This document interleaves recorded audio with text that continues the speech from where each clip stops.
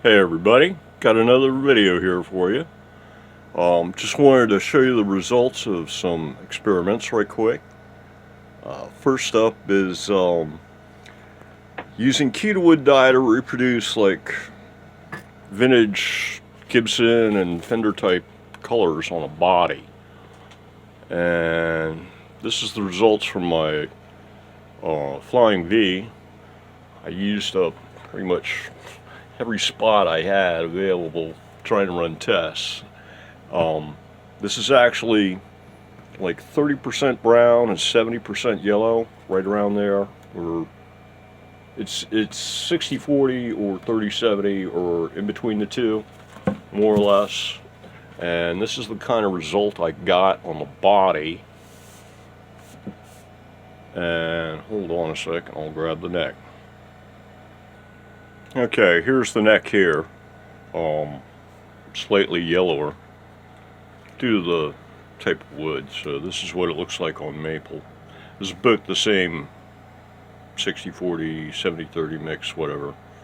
60, what would that be? 65-35, something like that.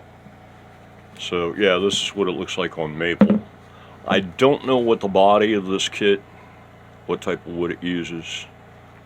It's a spalted veneer top anyway, so.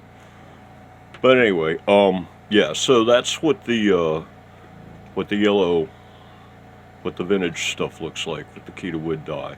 And I'm pretty pleased because I was pulling up photos in order to try to get the right color. This came out a little bit darker than I was shooting for, but overall it's not bad. If you take a look at these like vintage Gibsons, and they generally kind of come in two colors. They're kind of the brownerish, the ones that are more brownish, and the ones that are more yellowish.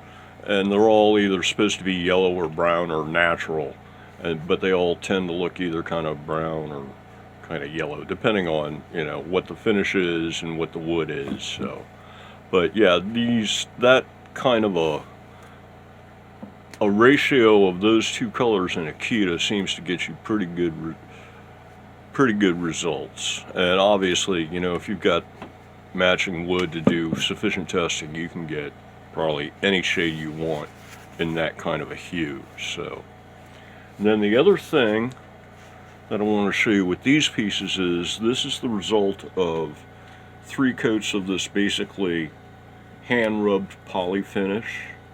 You put it on, use just regular wipe on poly, and you're putting it on with a piece of paper, printer paper, and but you're putting it on so thin you're actually rubbing it on, really. And so I'm starting to refer to it as a hand rub poly finish. And this is 3 coats. It has yet to be sanded. I'll probably like hit it with 2000 or so in order to just smooth it out flat, and then buffer it, and it'll look great, I think. I'm quite pleased with the results.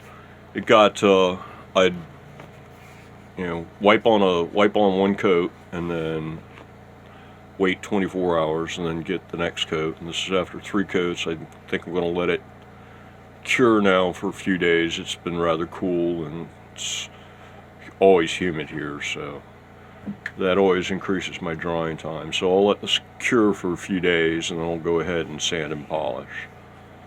And let me go back to the body so you can see how that turned out on the clear coat. Okay, so this is what it looks like after 3 coats. And you've still got some, you can still actually like see the texture and the grain and everything. It's that thin of a coat. But everything's all nice and sealed. And this is going to, you know, shine up real nice too. So I'm quite pleased with the results. That's where the factory kit, where they had some glue spillover. So not a lot you can do about that. That stuff kind of soaks into the wood, and then the wood doesn't want to take stain. So that's the reason that's got that bit of discoloration there. But yeah, even where you have, like, if you can see it here, even, yeah, right there, just a little bit of a high spot, and, you know, sandpaper will take that right down. So Very, very, very nice. And see, this is like super easy, and you're using so little material. You know, to do one coat, to do the body, you might be using 3/4 of a shot worth of wipe-on poly. You know, very, very little bit. You just get a shot glass about that big. You're only using like maybe half of it, or maybe 3/4 of it. You're not even using a full shot glass worth of poly on it to do a whole guitar. You had one shot glass worth of poly, and you could do an entire coat on both the neck and the body. So, but that's it for the hand rub poly finish and the Keda wood dyes. And now it's on to the next thing, which is the Scarab. Okay, so this is the Scarab. It's under construction. It's a flying V sort of a thing, I guess you might say. It's more or less inspired by a Roswell here, this black thing, but it's supposed to be symmetric. The body is, with the body, what it was is I was going to make it kind of big like the Roswell, because basically I thought about it, and it's like, this is just another stick guitar with a different shaped body is all it is, really.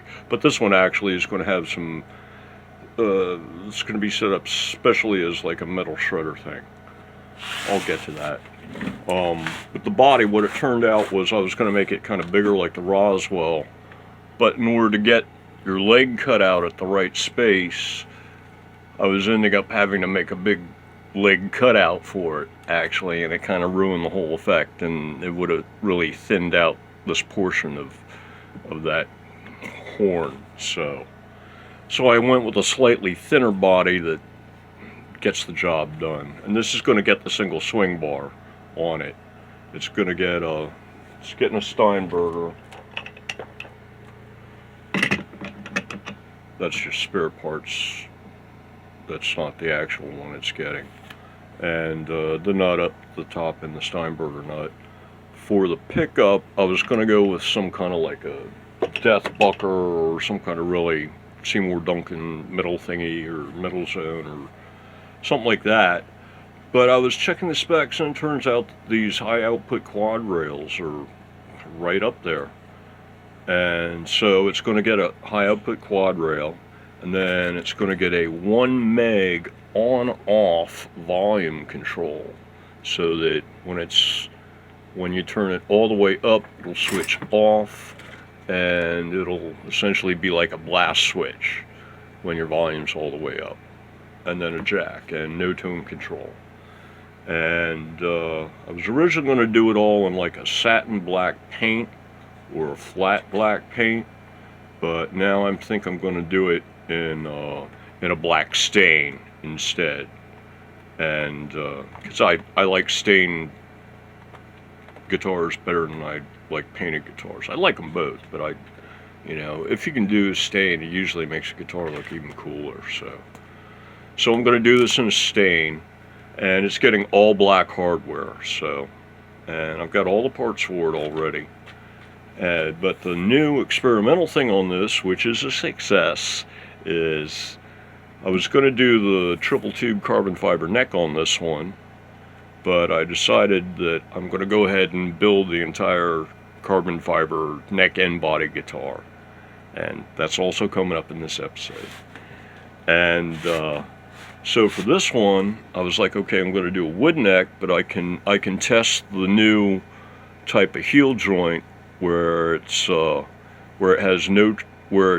you get rid of the triangular heel, and then you just have the ultra minimalist part for the body, and it works. And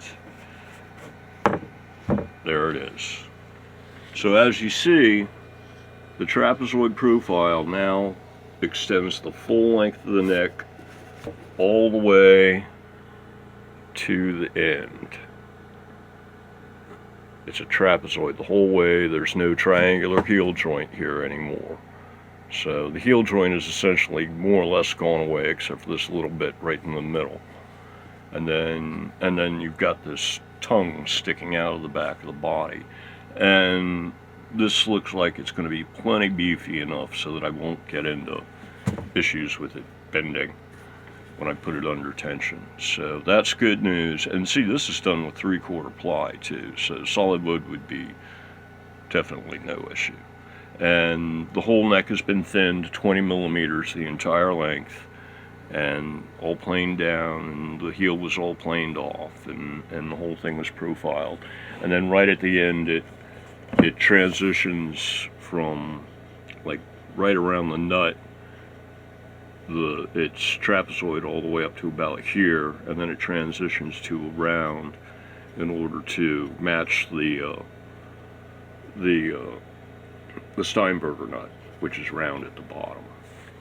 So yeah, this new heel joint, it works great, and yeah, there's even less material in the way now when you're getting all the way up at the top end here. It's kind of hard to do this with and hold the camera at the same time, but yeah, what it is that there's now, when I'm playing, there's where there used to be neck in the way underneath my knuckle, underneath this part of, yeah, the beefy part of the palm of your knuckles, the side opposite your knuckles. Yeah, I guess that'd be, you know, there's your knuckle, there's the other side, right in there, and now there's no heel in the way there, and so yeah, it makes it even easier to reach around. So yeah, you can really reach around on this thing. If I was trying to reach, yeah, no problem. And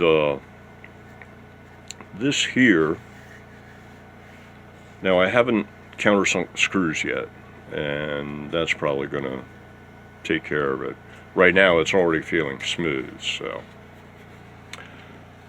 But anyway, yeah, that's the Scarab, and now I'll show you the triple tube. This here is the third new thing that's going on, and this is the triple tube carbon fiber neck.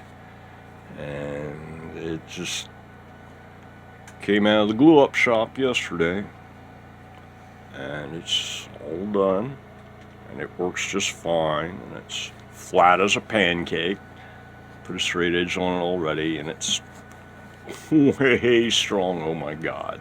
And it doesn't flex or anything like that, so yeah, it works, and it's not that light, it's not that heavy.